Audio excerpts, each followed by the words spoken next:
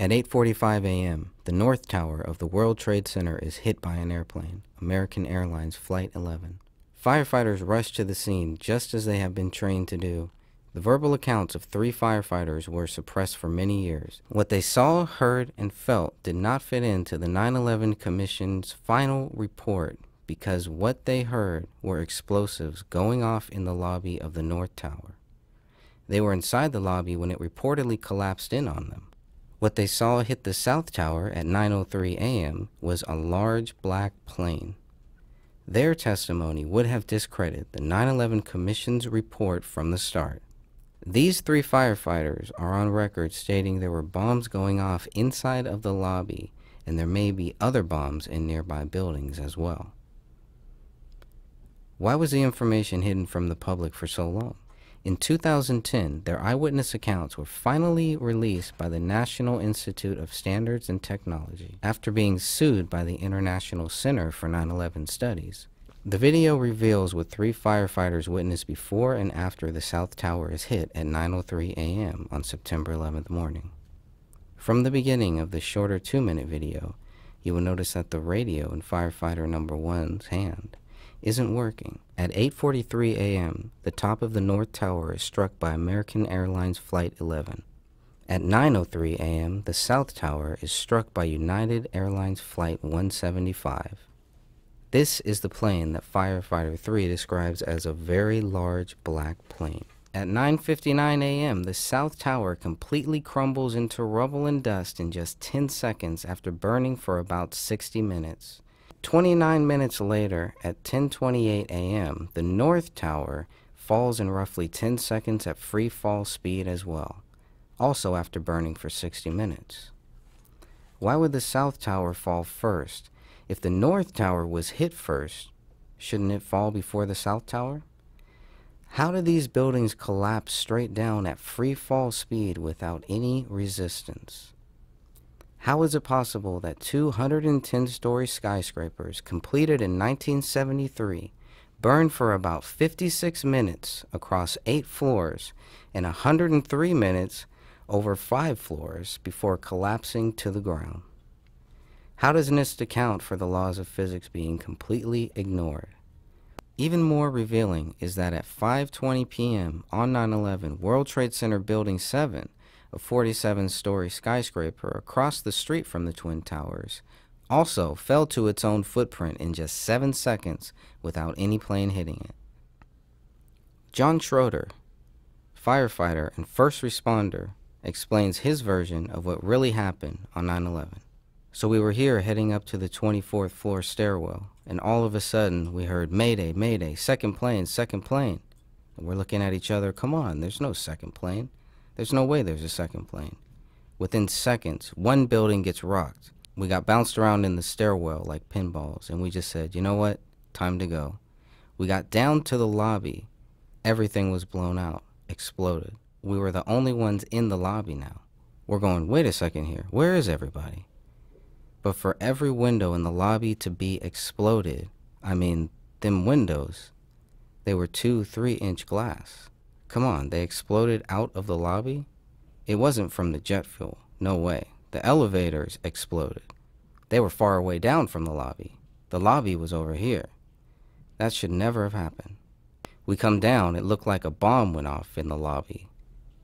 There was no fire. It just looked like a bomb went off. The oral histories of what happened on September 11, 2001 are voiced by firefighters, paramedics, and emergency technicians. There are many people who heard or thought they heard explosions going off inside the World Trade Center towers on September 11th. Chief Frank Crothers said, "There was what appeared to be at first an explosion." Firefighter Kevin Gorman also heard the explosion, looked up, and saw like 3 floors explode, saw the antenna coming down. All of a sudden, it sounded like bombs going off, like boom, boom, boom, like 7 or 8. Firefighter Thomas Turilli. "As we are looking up at the building," said firefighter Joseph Miola, "it looked like the building was blowing out on all 4 sides. We actually heard the pops. Didn't realize it was the falling. You heard the pops of the building." Fire Marshal John Murray's testimony explains that the building didn't come down. It shot straight out over our heads, like straight across West Street. The pops heard in the towers were most likely explosions, not a result of the pancake theory as the government has told us. Firefighter William Reynolds was distracted by a large explosion from the South Tower, and it seemed like fire was shooting out a couple of 100 feet in each direction, maybe 20 floors below the impact area of the plane. Bradley Mann, EMS lieutenant, said that shortly before the first tower came down, I remember feeling the ground shaking. I heard a terrible noise. Captain Karen DeShore, EMS, described the popping sounds being accompanied by orange and red flashes, providing more evidence of explosives inside the towers. With each popping sound, it was initially an orange and then a red flash came out of the building, and then it would just go all around the building on both sides as far as I could see. These popping sounds and the explosions were getting bigger, going both up and down and then all around the building. Referring to World Trade Center 1, the North Tower, Detective Thomas Inman also said, "Suddenly there was another loud boom at the upper floors. Then there was a series of smaller explosions which appeared to go completely around the building at the upper floors, and another loud earth-shattering blast with a large fireball which blew out more debris." Now he's referring to World Trade Center number 2 when he says, "When I looked in the direction of the Trade Center before it came down, before number 2 came down, I saw low-level flashes. It's hard to believe that low-level flashes were due to a pancake collapse, especially before the buildings actually pancaked." Firefighter Kenneth Rogers describes hearing explosions in the South Tower. "Floor after floor after floor, and when it hit the 5th floor, I figured it was a bomb, because it looked like a synchronized, deliberate kind of thing." Firefighter Timothy Julian testified that he heard like an explosion and then crackling type noises. And then it sounded like a freight train, rumbling and picking up speed, and I remember I looked up and I saw it coming down. Captain Dennis Tardio also heard explosions. "It is as if the building is being imploded from the top floors down, one after another. Boom, boom, boom. I stand there in amazement. I can't believe what I'm seeing. This building is coming down." Fire Marshal John Coyle recanted this first statement when he said, "I finally got through on my phone to my father and said, 'I'm alive. I just so narrowly escaped this thing.' He said, 'Where were you? You were there?' I said, 'Yeah, I was right there when it blew up.' He said, 'You were there when the planes hit?' I said, 'No, I was there when it exploded. The building exploded.' He said, 'You mean when it fell down?' And I said, 'No, when it exploded.'" Here's the retraction Fire Marshal Coyle reportedly made later. "The tower was, it looked to me, I thought it was exploding actually. That's what I thought for hours afterwards, that it had exploded, or there had been some device on the plane that had exploded, because the debris from the tower had shot out far over our heads."